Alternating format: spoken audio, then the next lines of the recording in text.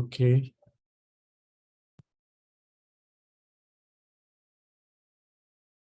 Namo tassa bhagavato arahato samma sambuddhassa.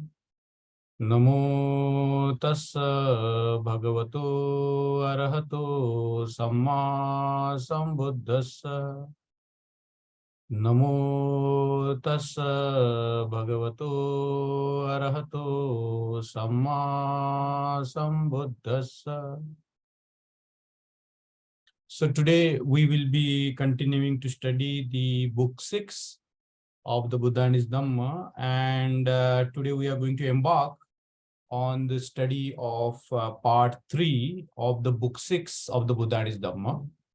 And the part 3 of the book 6 of the Buddha and his Dhamma is titled as Critics of His Doctrines. So it's about the way the the Buddha's Dhamma was criticized by the other people. And it's divided into 6 subparts. The subpart 1 is titled as Critique of the Open Admission to the Sangha. 2nd, Critiques of the Rule of Vows. 3, Critiques of the Doctrine of Ahimsa. Charge of Preaching Virtue and Creating Gloom. Critiques of the Theory of Soul and Rebirth. Charge of Being an annihilationist. Okay. So these are 6 subparts that the Buddha's doctrine was criticized. There are many criticisms, but majorly Baba Ambedkar has taken up 6 criticisms of the Dhamma. So we study the 3 criticisms today, and we begin with studying the critique of open admission to the Sangha. So as we know that the Buddha's Sangha was open for all. The Buddha didn't discriminate on the basis of the class, caste, gender, or any of the attributes that can divide the people. The Buddha admitted people openly. And therefore, the Buddha's Dhamma was charged that it's admitting everybody. So it was open for the Sangha to admit a layman who was merely a disciple. So there were persons who criticized the Lord for making the Sangha wide open temple for anybody to enter. So even today, the Buddha's Dhamma is open for all. There is no, need of any particular background to become part of the Buddha's Sangha. So they argued that under such a scheme, it may well happen that after they have been admitted into the order, they give it up and return again to the lower state. And by their backsliding, the people are led to say, when must be this religion of Samana Gautama, which this man have given up? So there were, of course, the people who had joined the Buddha Sangha and then they reverted back. And when they came, reverted back to the lower state, by their backsliding, the people began to say that when must be this religion of Samana Gautama? The useless must be the religion of the Samana Gautama, which these men have given up. So that's why these people have given up. So that was why the people were saying that, there should not be open admission to the Sangha. The criticism was not well-founded and had altogether missed the intention of Blessed Lord in making such a scheme. So how did the Buddha argue or answer such kind of a criticism? So the Blessed Lord replied that in establishing his religion, he has constructed a bathing tank full of the excellent waters of emancipation, the bath of good law. Now, this particular verse, I think it captures the heart of the Buddha's Dhamma in a sense of, what is the Buddha's Dhamma? Why there is the Sangha? And the simile here of the bathing tank, the Buddha said that I have created this bathing tank, which is full of excellent waters of emancipation. Now we can understand it very clearly that the Buddha's Dhamma is likened with the bathing tank. And the bathing tank is not an ordinary bathing tank. It's full of excellent water. And what does that excellent water do? It emancipates the human beings. So whoever take the bath in this bathing tank or created by the Lord, constructed by the Buddha, they have the possibilities of emancipation. And there is a very beautiful phrase here, the bath of good law, the bath of good law. You see, so we can begin to see that this charge of, people coming and then leaving, and then, people saying that the Buddha's Dhamma must be useless is answered very beautifully by Buddha here, that in establishing his Dhamma, he had constructed a bathing tank full of the excellent waters of emancipation, the bath of good law. So this is the bath of a good law. It was Lord's desire that whosoever is polluted with stains of sin, he, bathing in it, can wash away all his sins. So the verse number 6 clears any doubts about what is the goal of creating such kind of the Dhamma. Is because the Buddha's desire was this, that whosoever, and the trace must be given here on the word whosoever. So it's open for everybody, anybody to come. And the Buddha openly invites everybody to come and see for themselves. Yehi bhikkave. So you see, it was the Lord's desire that whosoever is polluted with stains of sin, he, bathing in it, can wash away all his sins or her sins. And if anyone, having gone to the bathing tank of good law, should not bathe in it, but turn back polluted as before and return again to the lower state, it is he who is to be blamed, not the religion. You see, so, this example of a bathing tank makes a lot of things clear for us, that, the Buddha created a system, Buddha created the Sangha, Buddha instituted the teachings in 3 baskets. Why did he do it? He created the conditions for the people like us to go in that bathing tank, which the Buddha has created, so that we can take a dip into it, we can wash our stains, and we can purify ourselves. So the ultimate goal of the Buddha's Dhamma is the emancipation, and that's possible if we immerse ourselves in the teachings of the Buddha, in the systems and the structures that the Buddha taught. And if we do not follow it, if we do not, in other words, purify ourselves, it's not the fault of the bathing tank. It's the fault lies with the individuals. So the verse number 7, and if anyone having gone to the bathing tank of good law should not bathe in it, if we just keep on observing the bathing tank instead of, jumping into it, instead of dipping ourselves into the Buddha's Dhamma, we just observe it. We don't do anything about it, but turn back. Sometimes we even don't practice the Dhamma. We turn back, polluted as before, and return again to the lower state. It is he who is to be blamed and not the religion. Or could I, said the blessed Lord, after constructing this bathing tank for enabling people to wash away their sins, say, let no one who is dirty go down into this tank. So Buddha says that I have created this beautiful Dhamma, established this beautiful Dhamma, the Sangha, and, I cannot say that, don't come to this tank. And if I say, this is a very beautiful extension of it, let only those whose dust and dirt have been washed away, who are purified and stainless, go down into the tank.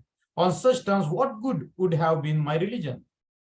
You see, if the Buddha is saying that people who are already clean, the people who are already having this purity, already emancipated people, if I only let them to enjoy the bathing in this bathing tank, what use is the bathing tank, which I created, constructed to wash away the sins of the people? Isn't it? So this is what is the essence. It is not that the Buddha expects us to come clean.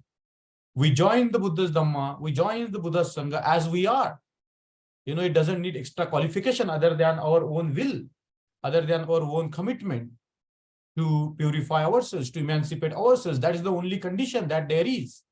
And once we begin to take bath in this bathing tank created by the Buddha, we begin to purify ourselves.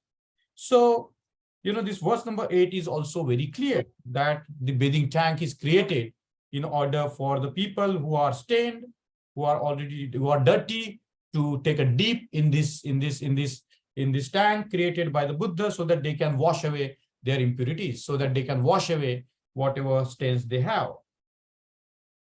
So the critics forgot that the blessed Lord did not wish to confine the benefits only to a few. He wanted to keep it open to all, to be tried by all.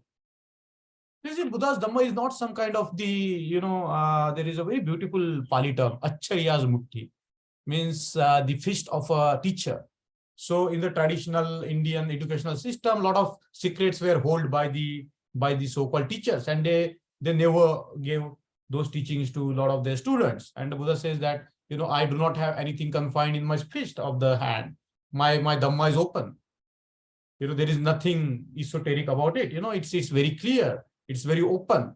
It can be distributed freely. It's open to all. And it can be tried by all. So the Buddha is inviting all of us, irrespective of our backgrounds, to try his teachings, to practice what he taught, and by the virtue of that, gain the fruits of emancipation. So I think this critique of open admission to the Sangha is thus, demolished by the Buddha very beautifully by using the example of a bathing tank. And this is so clearly mentioned here that Buddha put no premium on what is called whether you are pure or what kind of a background you come from. The Buddha never placed any premium on such kind of the things, such as purity or other sort of things. So this is what is the subpart 1, critiques of open admission to the Sangha. Now, the second critique that the Buddha's Dhamma had was it's the critiques of the rule of vows. And we know that in Buddhism, there are vinayas or vows, and the vows are very important. And we have seen in the history of Babasaheb Ambedkar's own journey into Buddhism and the way he has given the Dhamma Diksha. When he administered the Dhamma Diksha to us, he also gave us the 22 vows. And the 22 vows are not Shila, they are vows. And we know the power of the vows. And the vows are really powerful. If somebody vows to do something with their body, speech, and mind, the benefit of those vows are immense. So vows have a very definite role in Buddhism, and in the Buddhist tradition, we have seen the vows of a lot of great people. And one of the vows of Babasaheb Ambedkar was to make India, imbued with the Buddha's Dhamma, and that vows is very important. And there are 22 vows which, by their own virtue, have benefited the community so much, isn't it? Because of those vows, the community left a lot of things that were like the deadwood of the past, and they embarked on a road which is the road of emancipation or the road of liberation. So here, the Buddha's Dhamma was criticized as of the rule of vows. And I'm going to read it because there are only 10 verses, and then I'm going to gloss over some of the very fascinating aspects of this subpart. Why are the 5 precepts not enough? Why vows are felt necessary? These were the questions that were often raised. So the Buddha gave 5 precepts. We know that the Buddha gave 5 precepts, and the Buddha also gave vows. So the question necessarily was asked was this, that why are the 5 precepts not enough? Why vows are felt necessary? These were the questions that were often raised. It was argued that if diseases would abate without medicine, what could be the advantage of weakening the body of emetics, by purges and other like remedies? So if the disease can be cured just by 5 precepts, why is there a need of giving the vows, or why there is a need to give the vinaya or pratigya, as we can use the more correct word in the modern parlance. Just so, if layman living at home and enjoying the pleasures of the senses can realize in themselves the conditions of peace, the supreme good, nibbana, by taking precepts, what is the need of bhikkhu taking upon himself these vows? So you see, the fruits of nibbana, if they can be enjoyed just by being home, practicing the 5 precepts. By layman, what is the use of taking the vows by the bhikshu? The blessed Lord devised the vows because the virtues inherent in them. Now see, the blessed Lord, the Buddha, devised the scheme of virtue because of the scheme of vows, because there are certain inherent virtues in the vows. There is certain power in the vows that the Buddha saw, and therefore the Buddha, instituted the system of vows. A life conditioned by vows is certain to bring with it growth in goodness, and in itself a protection against a fall. Now this verse number 5 is very, very deep. A life conditioned by vows is certain to bring with it growth in goodness. It is in itself a protection against a fall. So in some of the Buddhist traditions, the vows play a very important role, particularly in the Mahayana traditions or even the Vajrayana traditions. There are vows like Samaya, they are like, those vows cannot be trespassed.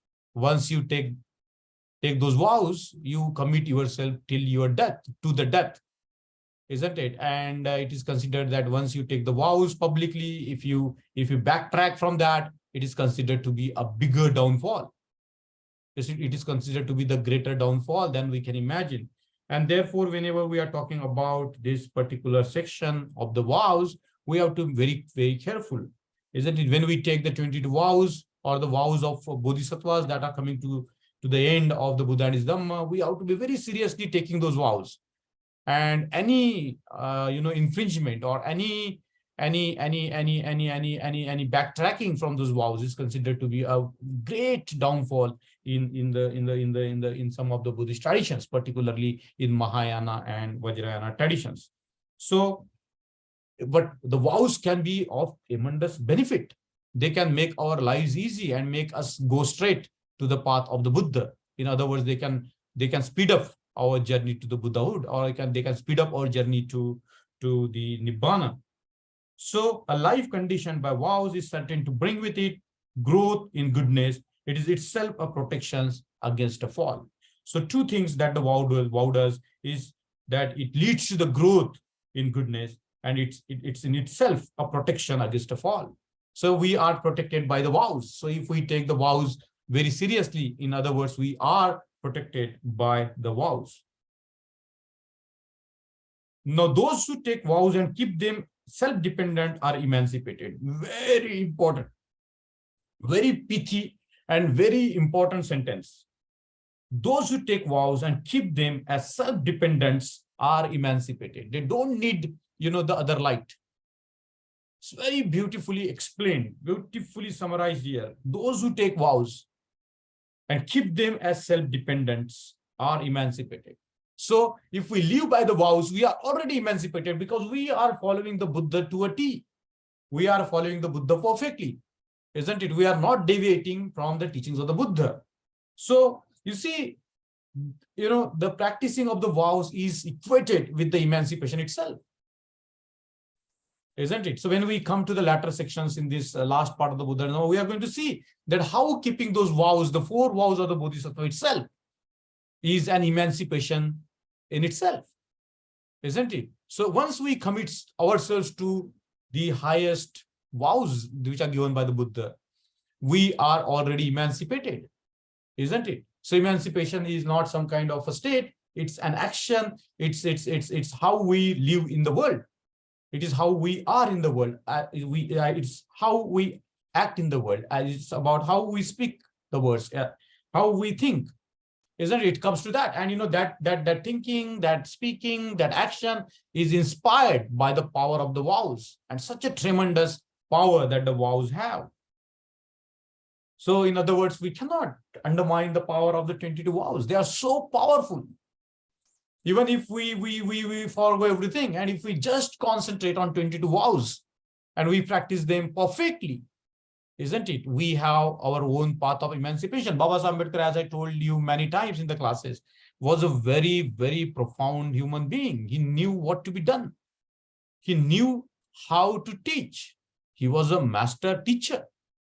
And, succinctly in 22 vows, he has given us the condensed form of the Buddha's teachings to us, so that, that becomes our charter of emancipation.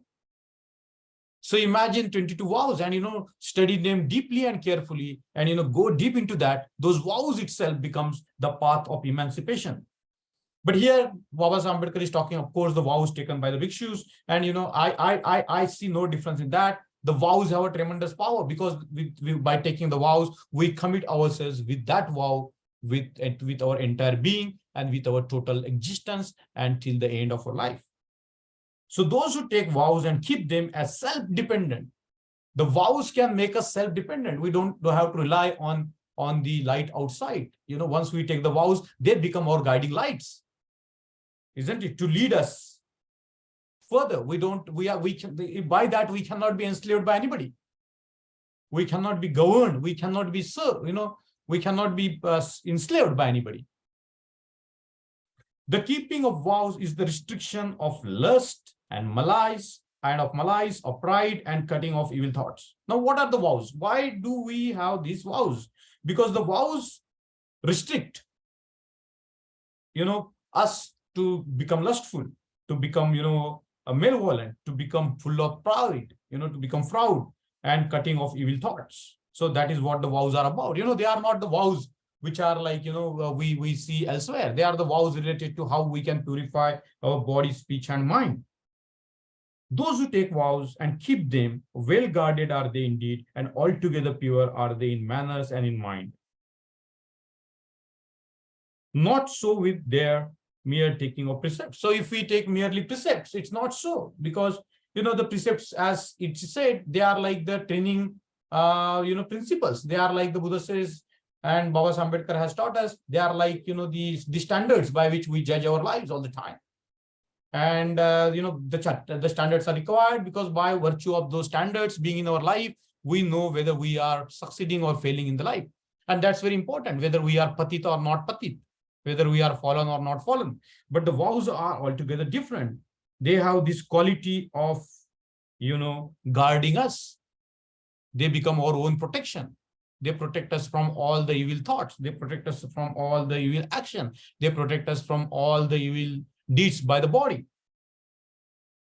Not so with the mere taking of precepts. In the case of the precepts, there is no protection against moral decline as there is in the case of vows.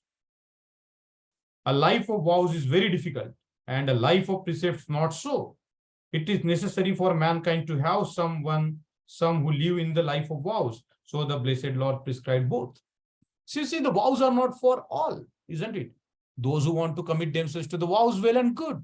But the society cannot do without the people keeping the vows. There must be certain people who should have the strong vows, who should be led by those commitments, who should be led by, that kind of, goal in their lives to do good, not only to themselves, but to others as well.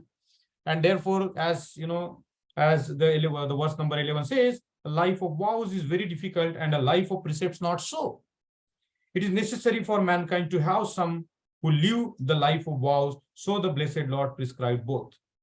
You see, so for the general mass, you can have 5 precepts, but there has to be certain people, there has to be a group of people. In the case of the Buddha's Dhamma, it was the Sangha, where the people had taken certain vows, which they committed that they will follow till the last breath of their lives. And I think that's very important to keep, have some people in the society like that, to have those vows, and they take it seriously. So that's how the Buddha explained the criticism of the rules of vows. Now we come to the very important discussion, and this is about the criticism of the doctrine of Ahimsa. Now the Buddha is known to be, of course, the teacher of Ahimsa. And of course, the Buddha is known as the apostle of peace, as the messenger of peace. And, the Buddha is of course, the representation of peace. And there are a lot of incidences, events in the world where just looking at the Buddha, the people have got a deep turning into their hearts. And we can still experience that when we witness the Buddha sitting, in the Buddhist caves or in paintings or in arts. And, that has a power to turn us, make our minds peaceful. In other words, the Buddha does something to us which deeply moves us and makes our mind tranquil. It's said that the Buddha's image, whenever that was constructed, in the Gandhara, and then it spread all over the India itself, the Buddha's image itself is such a symbol, the man sitting with a, vertical spine at ease, the posture of Buddha itself. If we pay attention to it very closely and just imitate the pose of the Buddha, we begin to experience certain kind of a peace, isn't it? That's a very beautifully crafted image of the Buddha, isn't it? And the eyes of the Buddha, the smile of the Buddha, the way his body is placed, just do this experiment yourself. Just try to sit like the Buddha for some time, and we begin to see that some kind of a peace begin to dawn around us. Because this quality of the Buddha's being in certain physical form has a power to inspire the peace and tranquility in our own minds. And that's about the Buddha's image. What about the Buddha himself? He was There are incidences in the Buddhist history that whenever the Buddha found the people in conflict, he tried to resolve it. And if he couldn't resolve it, when there was a conflict in the Sangha, he just went away in the forest. And there is a beautiful story of, he being served by a monkey and by elephant, like that. And there is this beautiful sword. And then after knowing that the Buddha has gone from the people went and beseeched, requested the Buddha to come back. And then Buddha came back and resolved the conflicts. So the Buddha was not somebody who would, stay where there is a conflict. In other words, the Buddha was a lover of peace. The Buddha was, is the symbol of peace in the world. And by that implication, the symbol of Ahimsa. So there is a lot of things about, the Buddha's Ahimsa. And here in this particular section, critiques of the doctrine of Ahimsa, Baba Sahib Ambedkar makes a lot of things clear to us in terms of what is the teaching of the Buddha in terms of Ahimsa. Was it an absolute teaching or was it a fundamental teaching? And we have seen in the previous parts of the Buddha and Dhamma, the need to kill or will to kill, isn't it? So this is a very sensitive topic, and Baba Sahib Ambedkar, I think, has dealt with this topic very meticulously. So let me go on reading it, and I'm going to gloss over some of the very finer points of this particular subsection, critiques of the doctrine of Ahimsa. There were persons who objected to the doctrine of Ahimsa. They said that it involved surrender to non-surrender or non-resistance to evil. So the people argued that if we do not stop the evil in the name of Ahimsa, then, we are surrendering to the evil and we are promoting the evil. Now, as Baba Sahib Ambedkar says, this is a complete misrepresentation of what Blessed Lord taught by his doctrine of Ahimsa. So what is the doctrine of Ahimsa that the Buddha taught? The Blessed Lord had made his position clear on various occasions so as to leave no room for ambiguity or misunderstanding. So there are various occasions, and Baba Sahib Ambedkar cites 2 occasions on which the Buddha made very clear what is the doctrine of Ahimsa, what is the teaching of Ahimsa, how the Ahimsa has to be practiced. So at one time, the border provinces of the kingdom of Magadha were agitated. The Magadha king Seniya Bimbisar gave orders to the commander of the army, well, now go and ask your officers to search through the border provinces for the offenders, punish them and restore peace. The commander acted accordingly. So there was some disputes going on in the border. There was some disturbance going on in the borderlands of the kingdom of Magadha, and Bimbisar ordered his commander, go and, quench it. So he said, you ask your officers to search through the border provinces for the offenders and punish them and restore peace. Now, when the officers got this order for the commanders, they were in dilemma because they thought that Tathagata taught that those who go to war and find delight in fighting do evil and produce great demerit. On the other hand, here was the king's order to capture the offenders and to kill them. Now, what shall we do? Asked the officers to themselves. So when this order was received by the officers, they found themselves in the tremendous dilemma as to what to do. Whether the Buddha has taught that, killing other people is bad, going to war is bad, taking delight in the fighting is bad. It produces a lot of evil and demerit. And on the other hand, King Bimbisara is asking us to, punish the offenders, kill them. What to do? Then these officers thought if we could enter the order of the Buddha, we would be able to escape from the dilemma. So, they tried to find a way out of it. And they thought that, if they join the Sangha itself, they will be escaped from this fate. Thus, these officers went to the bhikkhus and asked them for ordination. The bhikkhus conferred on them the pabajja and upasampada ordinations, and the officers disappeared from the army. So the officers, as it happened, so that they left the army and they joined the Bhikshu Sangha, and therefore they disappeared from the army. The commander of the army, finding that the officers were not to be seen as the soldiers. Why? How is it that the officers are nowhere to be seen? The officers, Lord, have embraced religious life of the bhikkhus, replied the soldiers. Then the commander of the army was annoyed and became very angry. How can the bhikkhus ordain persons in the royal army? The commander of the army informed the king of what had happened, and the king asked officers of justice. So the king asked the officers of justice, tell me, my good sirs, what punishment he deserves who ordains a person in the royal service? The Upaghya, your majesty, should be beheaded.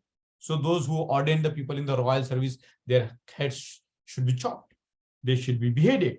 To him who recites Kamavacha, the tongue should be torn out. To those who form the chapter, half of their ribs should be broken. These are all related to the practices of the Sangha. Reciting the Kamavacha, form the chapter, and like that. So they were the practices in the Bhikshu Sangha. Then the king went to the place where the Blessed One was, and after obeisance, informed him of what had happened. So he said to the Buddha this: the Lord well knows that there are kings who are against the Dhamma. That's what the Bimbisara said. Buddha, you know that there are kings who are against the Dhamma. These hostile kings are ever ready to harass the bhikkhus, even for trifling reasons. It is impossible to imagine the lengths to which they might go in their ill treatment of the bhikkhus if they find that the bhikkhus are seducing the soldiers to leave the army and join the Sangha. Pray, Lord, to do the needful to avoid the disaster. Now, please listen carefully. How did the Buddha answer? The Lord replied, it was never my intention to allow soldiers under the cloak of Ahimsa or in the name of Ahimsa to abandon their duty to the king or to their country. So, we have certain duty towards the country, and we have to perform the duty towards our country to protect our country. That's what the Buddha says. And he said that he will no way, ordain those who are in the royal service of protecting the country to become the bhikshus. So accordingly, the Blessed Lord made a rule against admission of persons in the royal service to the Sangha and proclaimed it to the bhikshus, saying, let no one, O bhikkhus, who is in the royal service, receive the Pabajja ordination. He who confirms the Pabajja ordination on such a person will be guilty of a dukkatta offense. So there are various types of offenses. So dukkatta is one kind of offense committed by the bhikshu. So the Buddha said that it will tantamount to committing the offense of a dukkatta. And now this is the first occasion where the Buddha has taught that he will not admit the people in the royal service in the Bhikkhu Sangha, and those who will do that, there will be a dukkatta. A second time, the Blessed One was cross-examined on the subject of Ahimsa by Siha Senapati. Very beautiful sutra is there. Siha Senapati was the follower of Mahavir. And by the virtue of that, he was a very strong practitioner of non-violence. So Siha asked, one doubt still lurks in my mind concerning the doctrine of the Buddha, Blessed One. Will the Blessed One consent to clear the cloud away so that I may understand the Dhamma as the Blessed One teaches it? So that was a doubt in the mind of the Buddha, and he said that I would like to ask you this doubt. The Tathagata, having given his consent, the Siha said, I am a soldier, because the Siha was Senapati, he was a commander-in-chief. I am a soldier, O Blessed One, and I am appointed by king to enforce his laws and to wage his wars. Does the Tathagata, who teaches kindness without end and compassion with all sufferers, permit the punishment of the criminal? Very beautiful question. Because the Buddha taught compassion, boundless compassion, isn't it? The Buddha taught kindness without end. So he's asking, does the Tathagata, who teaches kindness without end and compassion with all sufferers, permit the punishment of the criminals? And further, does the Tathagata declare that it is wrong to go for war for the protection of our homes, our wives, our children, and our property? So what do you think, Buddha? Should we go for war to protect our homes, our wives, our children, and our property? Very important questions. Does the Tathagata teach the doctrine of a complete self-surrender so that I should suffer the evildoers to do what he pleases and yield submissively to him who threatens to take by violence what is my own? Does the Tathagata maintain that all strifes, including the warfare, as is waged for a righteous cause, should be forbidden? These are very important questions. Very, very important questions. And before we go into this discussion, I would like to briefly mention about Dr. Babasaheb Ambedkar's own position during the World War II. We know that he was the greatest practitioner of peace, and he used the methods of persuasion to persuade even the bitterest of the enemy. And during the World War II, there was a crisis in the world. And at that time, Dr. Babasaheb Ambedkar addressed All India Radio on the behalf of the labor. And in that address, Baba Ambedkar goes on talking about what is called the just peace. And he talks about, how the position of the allies is, justified as opposed to the axis of evil. And he says that the axis of evil, particularly Germany, Japan at that time, they were, eyeing for creating a global caste system, a global segregation where certain races will be at the top and there will be a global caste system. And Baba Ambedkar says that it's completely in opposition to the human principles. And therefore, he says that, this World War II, labor must support the axis, the allies in the World War II. And then he says that it's not the war between the people now, it's the people's war, where, some of the fundamental principles of, liberty, equality, and fraternity are on trial. And he goes on, saying further that, before the people in those countries like Germany and Japan, they should be told that they will be, have the fair deal after the end of the war, that, they will not be harassed or not be killed because they belong to the enemy. It's a very beautifully laid out plan where Baba Ambedkar has used this very beautiful phrase, just peace, not mere animal peace, but the peace which is informed by justice. If there is no justice, there is no peace.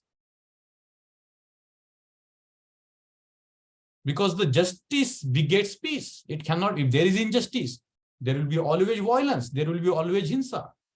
So, I just wanted to digress a little bit in order to explain the practical position of Dr. Baba Ambedkar during the World War II. And here, you see the similar questions are asked, even in our communities where, we are facing so much of a violence around us. The community goes through what I call the cycle of violence all the time, during the Jayanti, during various, assertions that naturally our people have, the human assertions, and the Buddhists are, sometimes being killed, as it happened recently in Nanded, to celebrate. The person was celebrating, for the first time, the Bhim Jayanti in Nanded, and here in the village near Nanded, Akshay, and he was brutally murdered by the caste-minded Hindus.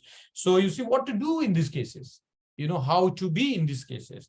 And these questions raised in the verse number 19 by Senior Senapati, they speak to us even today as to how do we deal with them. So I think this particular subsection has a tremendous relevance even for today as to how do we understand the Buddha's Ahimsa. So let's look at it. Verse number 20. The Lord replied, the Tathagata says, he who deserves punishment must be punished. You see, so those who breach certain principles of good society, if he who deserves punishment must be punished, and he who is worthy of favor must be favored. That's what the Tathagata says. Yet at the same time, he teaches to do no injury to any living being, but to be full of love and kindness. So if our mind is full of love and kindness, we won't act in a way to harm other people. But there are occasions where, this is not the case. These injunctions are not contradictory. So these two principles are not contradictory. For whosoever must be punished for the crimes which he has committed suffers his injury, not through the ill will of the judge, but on the account of his evil doing. So if some people are, have committed certain crimes, and if they are punished by a judge, it's not the fault of judge. They bring upon themselves the punishment because of their own deeds. So these injunctions are not contradictory, for whosoever must be punished for the crimes which he has committed suffers his injury, not through the ill will of the judge, but on account of his evil doing. His own acts have brought upon him the injury that the executor of the law inflicts. When a magistrate punishes, let him not harbor hatred in his breast. Yet a murderer, when put to death, should consider that this is the fruit of his own act. You see, so whatever punishment is meted out to the criminal, it's very important for them to understand that it's not because of the magistrate, or it's not because of certain external agencies that they are being punished. They are being punished because they have committed some kind of, crimes. And in case of the atrocities, they are the crime against the, humanity. They are crimes against the society, isn't it? And those perpetrators of the atrocities must be punished by the law. So as soon as he will understand that the punishment will purify his soul, he will no longer lament his fate, but rejoice at it. It's very beautifully explained. So if we get certain punishment, and if we realize the cause of why we are being punished, we are absolved psychologically, mentally from that crime, because we have already acknowledged that whatever we have done was wrong. Acknowledging the wrong done by a person has a tremendous value in Buddhism, isn't it? Because we are not perfect. We go on committing a lot of wrong things, but without knowing that we are acknowledging that we are doing wrong, we will keep on doing it. But once we start acknowledging that whatever we are doing is wrong, whatever we are speaking is wrong, whatever we are thinking is wrong, by the virtue of that acknowledgement itself, we can free our mind of a lot of this heavy weight of the crimes that we might have committed. So you see this very beautiful verse number 20, and I think it needs to be read again and again. And I'm going to read it once again to reinforce the point that the Buddha is making here. The Lord replied, the Tathagata says, he who deserves punishment must be punished, and he who is worthy of favor must be favored. That's why we have penal code. That's why we have IPC. That's why we have different legal systems. That's why we have legal codes, isn't it? And the law, as Baba Ambedkar said, is for the minority. The majority must follow the ethical system. And those divines who do not follow the ethical system there is a law to take care of them. So the Lord replied, the Tathagata says, he who deserves punishment must be punished, and he who is worthy of favor must be favored. At the same time, he teaches to do no injury to any living being, but to be full of love and kindness. These injunctions are not contradictory, for whosoever must be punished for the crimes which he has committed suffers his injury, not through the ill will of the judge, but on account of his evil doing. His own acts have brought upon him the injury that the executor of the law inflicts. When a magistrate punishes, let him not harbor hatred in his breast. Yet a murderer, when put to death, should consider that this is the fruit of his own act. As soon as he will understand that the punishment will purify his soul, he will no longer lament his fate, but rejoice at it. A proper understanding of these instances would show that Ahimsa taught by the Blessed Lord was fundamental. So it is the basic to Buddhism, isn't it? It's the foundational teaching of the Buddha. Ahimsa is the foundational teaching of the Buddha, but it was not absolute. Very important distinction between fundamental and absolute. Fundamental means basic. It is the inseparable part of the Buddha's teachings. Buddhism cannot be but the doctrine of Ahimsa. But at the same time, there is, there are conditions in which, the Ahimsa can be practiced at a level which is very different than the ordinary level, isn't it? And we are going to look at that. He taught that evil should be cured by return of good. So that's one way of curing the evil. If there is a evil in the society, it has to be cured by the return of the good. But he never preached that evil should be allowed to overpower good. Very important. That the evil should never overpower the good in the world. It should not be allowed to overpower the good in the world. And that's why Baba Ambedkar talks about Tukaram. He says that, he particularly likes the definition of Tukaram. I don't recall the exact words of Tukaram that Baba Ambedkar has put forth, but, I can paraphrase it, saying that, those who, to protect the weak, and those who do the evil, to stop them from doing the evil. Maybe somebody can find out and put in the WhatsApp group as to what is that verse of Tukaram which Baba Ambedkar liked so much. The word doctrine of Ahimsa as taught by Tukaram, and it's very similar, or even the continuation of the Buddha's teachings of Ahimsa. So verse number 22, he taught that evil should be cured by return of good, but he never preached that evil should be allowed to overpower good. He stood for Ahimsa. He denounced Himsa, but he did not deny that Himsa may be the last resort to save good being destroyed by evil. So sometimes the Himsa might be the only option to save good being destroyed by evil. Very clarificatory. This particular section is very clarificatory. It answers a lot of the doubts that goes on in the minds of the people. Thus, it is not that the Blessed Lord taught a dangerous doctrine. It is the critic who failed to understand its significance and its scope. So we see how beautifully Baba Sahib Ambedkar has brought out these various aspects of the Buddha's teachings, by raising certain criticisms that were there. So one of the criticism was that the Buddha is admitting everybody openly in the Sangha. And how beautifully the Buddha answered and how beautifully Baba Sahib Ambedkar presented. The second charge against the Buddha was this, that, the Buddha is, giving the vows to the people.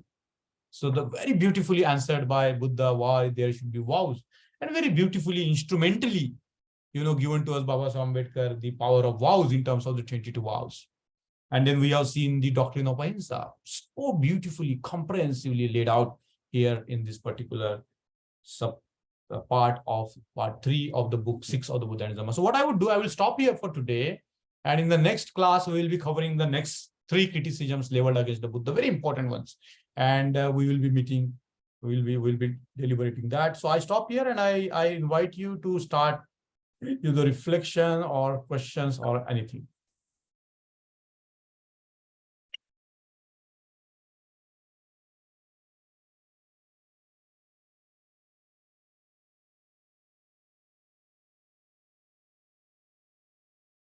Okay. Anything? I invite you to start into the reflection.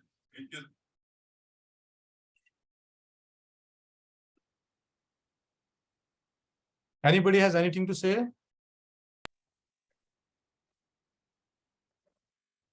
Buddha's Dhamma was same for bhikkhus and common man. And there was no distinction of the caste and creed. And he was blamed that any one can be admitted are admitted in the Sangha. So this is the wrong. It was against Buddha because he has given a very good example of bathing tank of excellent waters of emancipation. So in this tank, anyone can get admitted, whether he was committing sin or pure. So he wanted everyone to learn Buddhism, understand Dhamma. No one should be, everyone should get the Buddha's Dhamma to follow. True. Very, very good.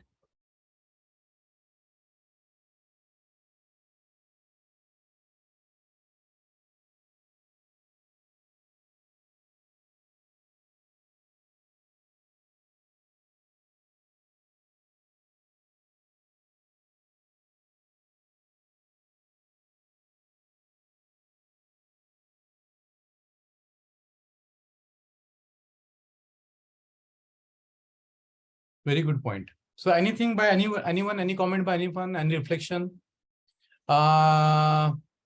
Vidyanand put forth a very good message. This is what the Tukaram said, that Ahimsa consisted of 2 things: love and kindness towards all creatures and destruction of all evildoers. So that's what is the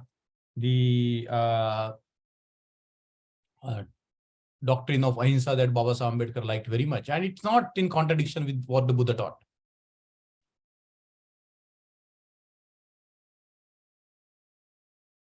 Sir, one confusion I am having with me. Yeah. We have learnt about the Vinaya part. And then the charges. Then the charge of yeah. And then we are heading towards the critics. Means how these all 3 together give the reflection of this Buddhism. See, there was, as we have seen, there were the 5 precepts, or sometimes in some cases 8 precepts or 10 precepts, or like that. So but for the bhikshus, there were the Vinaya. So the people used to ask why only 5 precepts cannot be there for the bhikshus. Why do they need to take these rules of Vinaya, the vows? So Buddha is answering that charge. He said that why don't you just stay at what is called the Panchashil of 5 precepts? But the Buddha has explained why the Vinaya are important, because the Vinayas are the conditions that makes our emancipation easier and fast. You see? So there was criticism against Vinaya, why don't you just stick to 5 precepts? But, we know that we have, as we have seen in this section, the power of vows, the power of Vinaya, isn't it? It simplifies our life. It makes us, it's like that boat that, we have seen, throw all of your things, unwanted things, so that, your boat speeds up towards Nibbana very fast. So if we want to emancipate ourselves, we have these vows, as a very powerful device to make our emancipation very easy, very fast. Instead of just practicing the 5 precepts, and it's not for everybody to take on the life of the vows. It's difficult, as Baba Ambedkar or the Buddha says that, it takes a lot to live the life of the vows. It's not easy, but there has to be some people in the society who are living by the vows. Means all these together were only the things to remove the confusion between the people. Regarding already Baba Sahib have explained the Sangha and its organization and its laws and everything. And beside that, these critics have been answered to more clarify the things. Yeah. That's true. To clarify more things to the people. Yeah. Thank you, sir. So I think we will stop here for today and meet up for the next class next week. Okay? If there is anything to share, if there is nothing, we can stop end the class here. So he did not deny that Ahimsa is absolute, because he said that it can be a last resort to save good destroyed by evil. It comes to that. The famous example is, if somebody is pushing the nuclear button and it's going to end the life, what are you going to do? You have a gun in your hand. Are you going to let them do it? Yeah. Are you going to, if somebody is being raped and you have, you have something to, some way to stop them by, hitting them or whatever, what will you do? Will you say that, let that happen, let that crime take place? Yes. Is it? Yeah. There should not be any confusion about this. I think it's very beautifully explained. It is very clearly mentioned. There is no confusion. It is because the critics did not understand his Dhamma. They blame him unnecessarily on various things. This is the thing that they have stressed more, not to adopt blindly anything. There is a reason for everything. Such critics have been welcomed and answered very gracefully. Yes. The logic behind each and every act.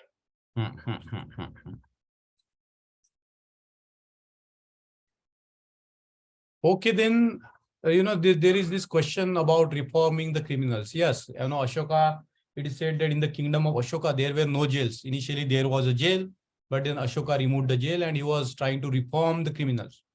Now, reforming criminals is a good idea. That's the Buddhistic idea.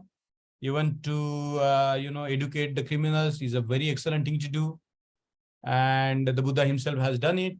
We have the famous examples in the Buddhist tradition about how the Buddha tried to, work with the cannibals and, the criminals. And Buddha has even converted the criminals to his Dhamma. And we have seen the instance of that in the Buddha and his Dhamma in the past when we studied. So the point is, there can be various systems to reform the people. There can be education. There can be a lot of things. But if it cannot be, the evil is empowering, overpowering the good, and there is no other way to stop it, then in that case, the ahimsa is permissible. And it's very beautifully made clear by Baba Ambedkar. The Buddha's ahimsa in Buddhism is fundamental. It's a basic teaching of the Buddha. It's a very foundational teaching of the Buddha.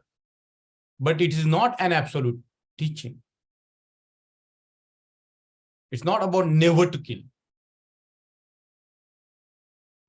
So, okay, see you in the next. In verse number 20, it is clearly mentioned that he who deserves punishment must be punished.